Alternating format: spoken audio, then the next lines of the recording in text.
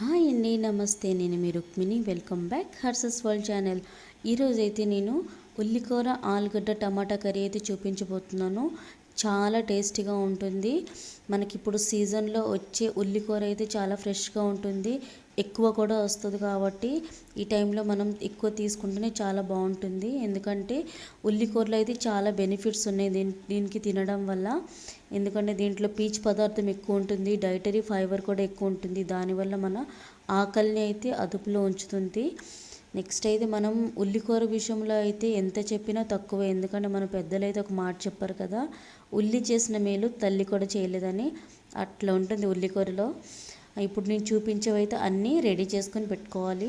ఉల్లికూరను అయితే ఆనియన్స్, మళ్ళీ ఉల్లికూరను అయితే సపరేట్గా చేసి కడిగి బాగా సన్నగా కట్ చేసి పెట్టుకోవాలి. నెక్స్ట్ ఒక చిన్న ఆలుగడ్డని అయితే తీసుకొని సన్నగా కట్ చేసుకొని వాటర్లో అయితే వేసుకోవాలి. ఒక 2 టమాటోల్ని కూడా కట్ చేసుకొని పక్కగా రెడీ చేసి పెట్టుకోవాలి.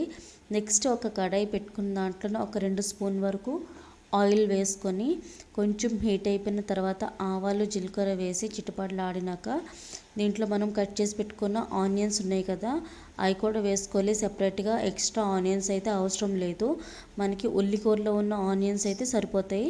అలా వేసుకున్న తర్వాత కొంచెం ఫ్రై అయిపోయిన తర్వాత మనం కట్ చేసి పెట్టుకున్న ఆలుగడ్డ, నెక్స్ట్ ఉల్లికూరను అయితే వేసుకోవాలి. ఉల్లికూర కనిపిస్తుంది ఇంత కూరనా అని, కానీ అది బాయిల్ అయ్యి కుక్ అయ్యేసరికంటే కొంచెమే అవుతుంది.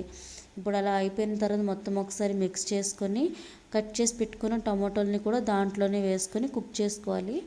ఫ్లేమ్ అనేది మొత్తం లో ఫ్లేమ్లోనే పెట్టి మూత పెట్టేసి ఒక 5 మినిట్స్ వరకు అయితే కుక్ చేసుకోవాలి. అలా చేసుకున్న తర్వాత ఇప్పుడు చూడండి, మూత తీసి చూస్తే పర్ఫెక్ట్గా కుక్ అయిపోయింది కదా. అయినా ఇంకా కొంచెం కుక్ కావాలి. ఇప్పుడు దీంట్లోనే నేను ఒక 1 స్పూన్ వరకు అల్లం వెల్లుల్లి దంచినది వేస్తున్నాను. మీ దగ్గర పేస్ట్ ఉంటే పేస్ట్ కూడా వేసుకోవచ్చు.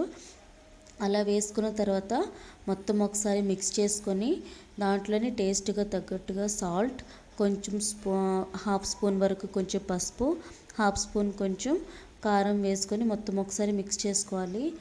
ఇలా చేసుకున్న తర్వాత మొత్తం ఒకసారి మిక్స్ అయిపోయిన తర్వాత మూత పెట్టేసి ఒక 5 మినిట్స్ వరకు మళ్ళీ కుక్ చేసుకోవాలి.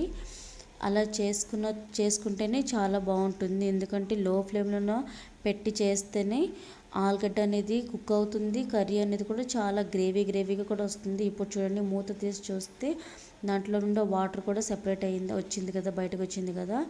ఆ ఉల్లిగడ్డలు కూడా బాగా మొత్తం బాయిల్ అయిపోయినాయి. ఇప్పుడు మొత్తం ఒకసారి మిక్స్ చేసుకున్న తర్వాత ఒక 1 స్పూన్ వరకు ధనియాల పొడి, హాఫ్ స్పూన్ వరకు గరం మసాలాని కూడా వేసుకొని మొత్తం ఒకసారి మిక్స్ చేసుకోవాలి. అలా చేసుకున్న తర్వాత ఆయిల్ అనేది మనకి కొంచెం సెపరేట్ అవుతుంది, కర్రీ కూడా అనేది కొంచెం థిక్ అవుతుంది. చూసారా, ఈ విధంగా అయిపోయిన తర్వాతనే మీరు తీసుకోవాలి. నేనైతే ఇలా కొంచెం డ్రైగా చేసుకున్నాను.